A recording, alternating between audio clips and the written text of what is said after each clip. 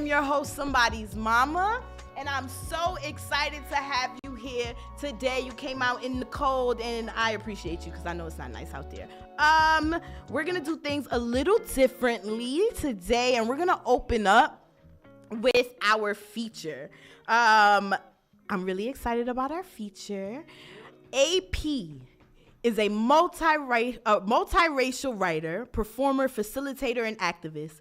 Based in NYC, she began poeting at 13 and has since placed in Brave New Voices, Texas Grand Slam, Bigfoot Poetry Festival, the Individual World Poetry Slam, and Woman of the World Poetry Slam, among others.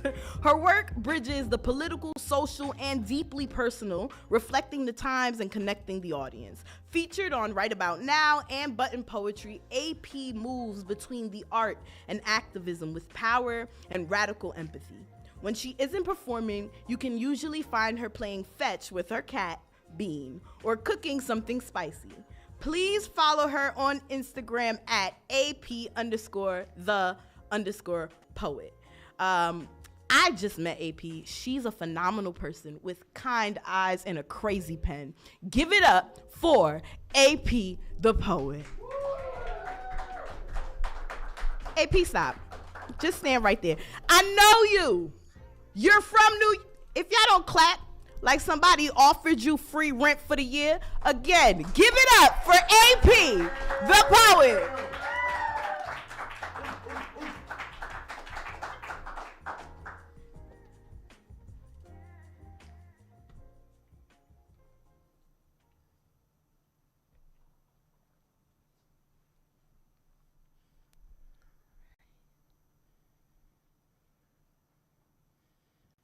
This is new.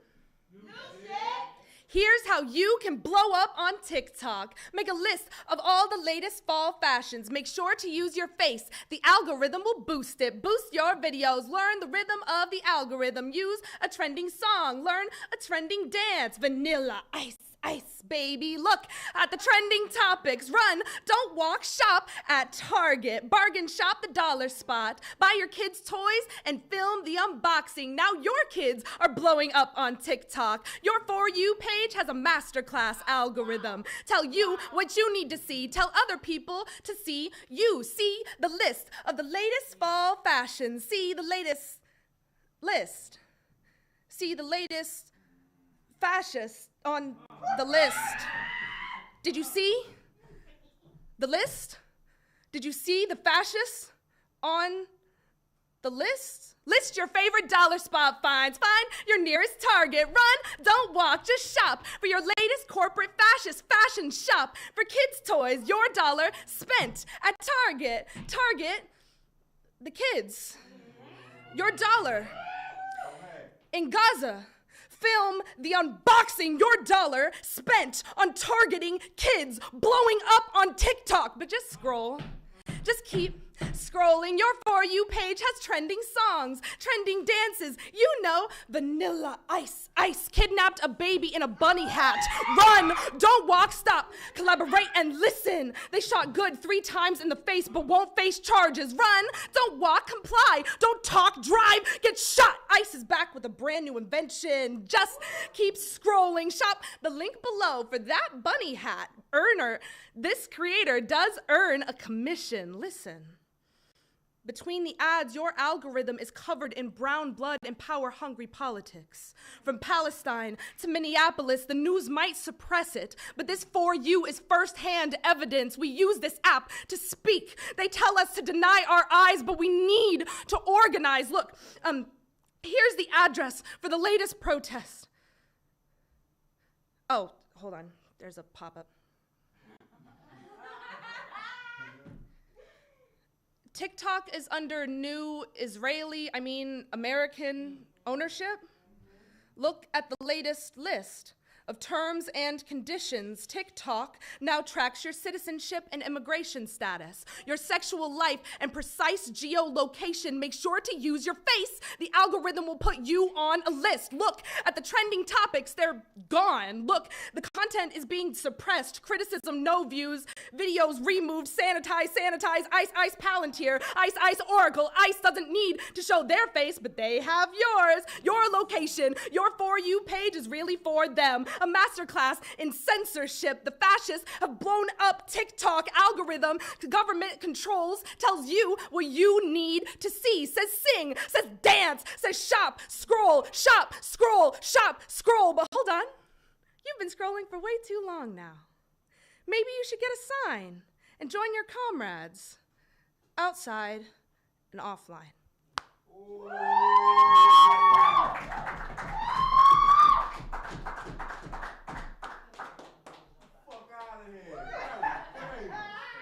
Hello. Hi, my name is AP the Poet. I use she, her pronouns. It's so nice to be here. It's so nice to be here with you all. Thank you for letting me share some new stuff. And thank you again for showing up and showing out, even with the cold, even when there's a million other places you could rather be tonight, but you chose here. Thank you. First piece, obviously, is a little newer about some current events.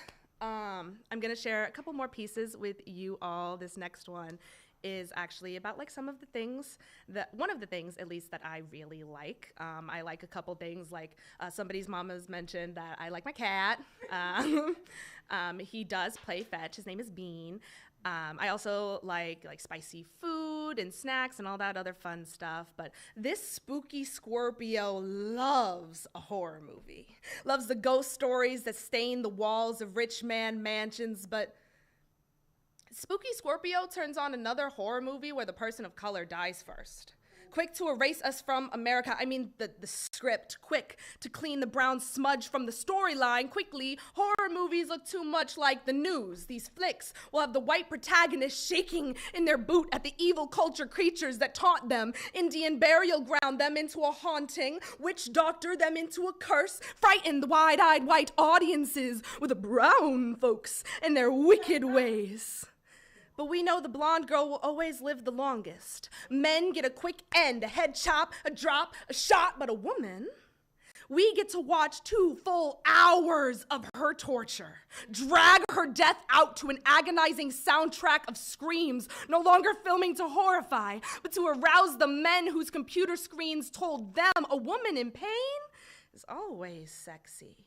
Take her out to your cabin in the woods for some paranormal activity, right? A quiet place to turn the lights out, hear her beg for it with a mouthful of her own blood while you chainsaw massacre her body, but call her your Annabelle and leave her with nothing more than a scary story to tell in the dark. So when women leave the theater, the real nightmare is on her street. Dark alley turned jigsaw. When people of color leave the theater, white folks Hannibal Lecter our skin for fun, conjuring our culture for kicks. When this woman of color leaves the theater, I am shown just how disposable and entertaining my torture is.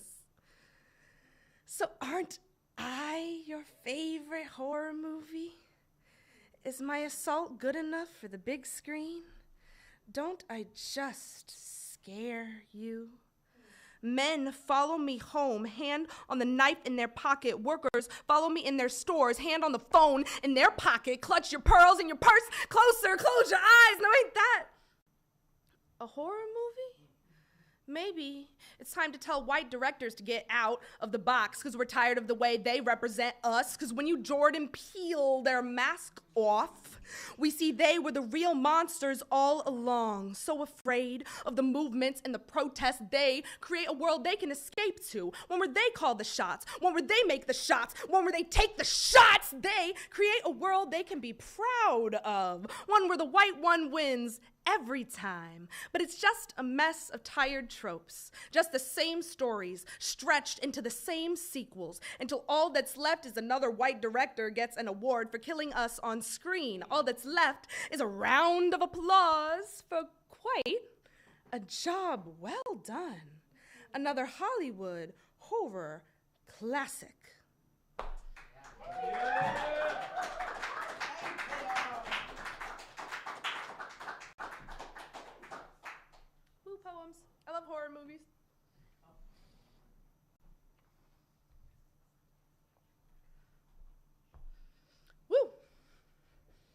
I be yelling and stuff, so I need a lot of water. Hydrate before you dihydrate, you know? But, so I, like, a little bit about me. Yes, I, talked about my cat and stuff. I love horror movies. Also, yes, I am now currently based in New York for the foreseeable future, for the foreseeable forever, personally. But I actually am from Kansas City, Missouri. I'm from the Midwest. Shocker, there's poets there. And now I'm here. But I like to do a lot of poems that are kind of about Kansas City, sometimes kind of about where I'm from. And this next one is a little bit about that. So for context, in Kansas City, there's actually a World War I museum. It looks like the Washington Monument. It's a tall tower. And when you go up to the museum, there's these big metal museum doors. And when you cross through those doors, there's a long glass bridge. And under it is this long, huge field of plastic poppies. And the plaque on the wall says they plant poppies to represent the people who fought for our freedoms. Freedom to vote, to revolutionize, freedom of expression and religion, of righteous labor, and no close supervision. So the plaque says they plant poppies for patriots, but only for those with guns in their grip, for overseas shootings and soldiers in flag-covered boxes. But this nation never offers flowers to the real first line of defense here. Our park at the plaza was packed with poppy people protesting, and police poisoned the place, pouring the pavement in the only poppy-colored anything they'll ever offer us. Performers read a pop-up poppy book to kids at the library and get attacked by a pack of prejudice provoked by their politicians, placating the population with priests and proverbs. The president's party bans poppy history from primary education, bans poppy pride parades and poppy athletes with paper-thin policies, patriotic Pied Pipers that promise prosperity while plastering propaganda on all their programs. And they persecute the poor for their poverty, but don't peek into our prisons, don't ask about pain and punishment. Instead, they picket the Planned Parenthood with their cherry-picked Bible book and prey on pregnant people, call them property, and pray for unborn babies, but never protect the baby population that's starving in our backyard. Instead, they prioritize the privileged in their penthouses and praise those who drop bombs from planes on people. They are so picky about the flowers they plant. And when they do, they keep them pristine, plastic, and performative. Hidden past giant metal museum doors only celebrate those who fought if they weren't on our soil, but our soil is fertile land for a history of sprouting.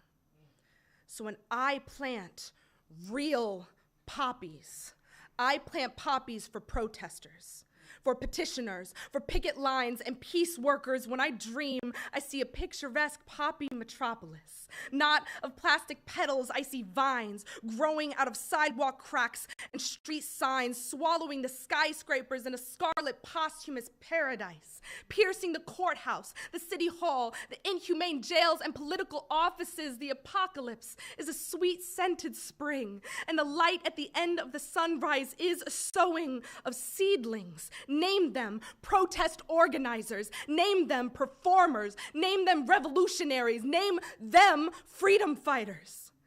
I want to plant poppies for them. And I want to plant poppies for me. And I want to plant poppies for you.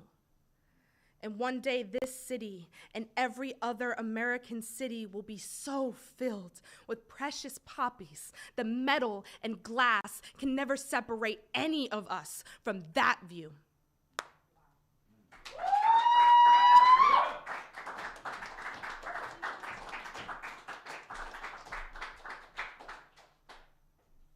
Thank you very kindly. I hope it wasn't too poppy. I always try to really hone in on that one and not spit on the microphone, but it's cool. So I have one poem left for you guys. Thank you so much for being here, because they were like, it's 15 minutes. So I'm like, okay, cool, 15 minutes. But this last one, I shared some new pieces and some kind of medium pieces. This last one is actually the oldest one I'll share with you all. And I don't bring it up. This last one is the last one I'll share, but I don't typically perform it a lot, but sometimes when you feel like you really need to perform a poem, you just do. So that's what I'm doing.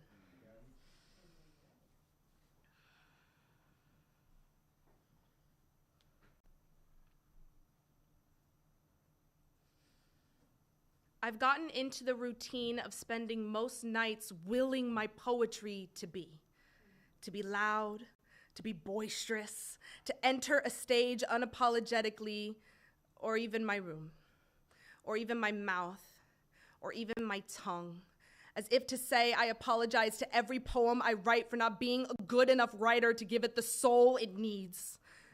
But it's unoriginal. Pointless, heard it all before. My notebook is just another drenched in soot from my own forest fires. Like, can't you just be worthy of compliment? Why must you fill yourself with compliments to call yourself worth, to call yourself poetry? Is a poet if nobody's snapping? Is she a poet if she doesn't write for you? Is she a poet if she only writes for her?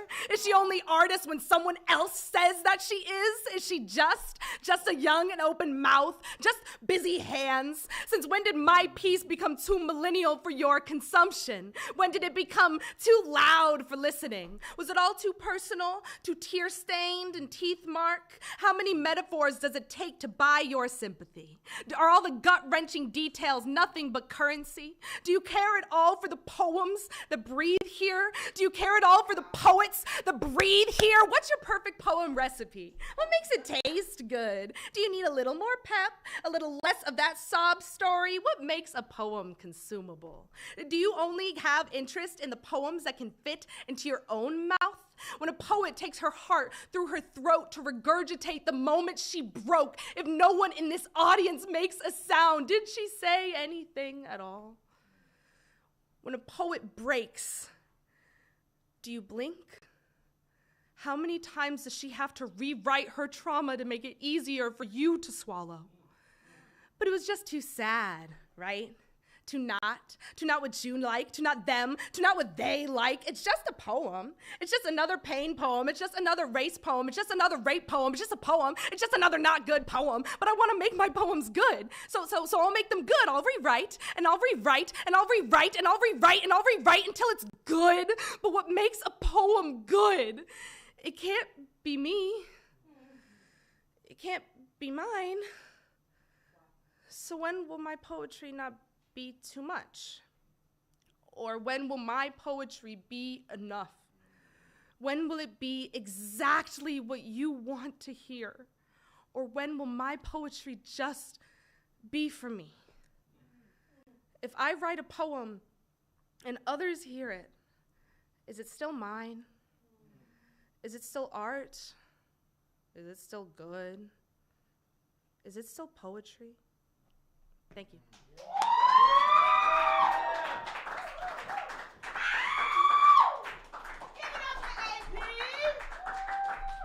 Give it up for AP. So, I don't know what's going on now. I'm not going to lie. I think that the recording should be done. Is it done? Are we done? Oh. But like, I'm not being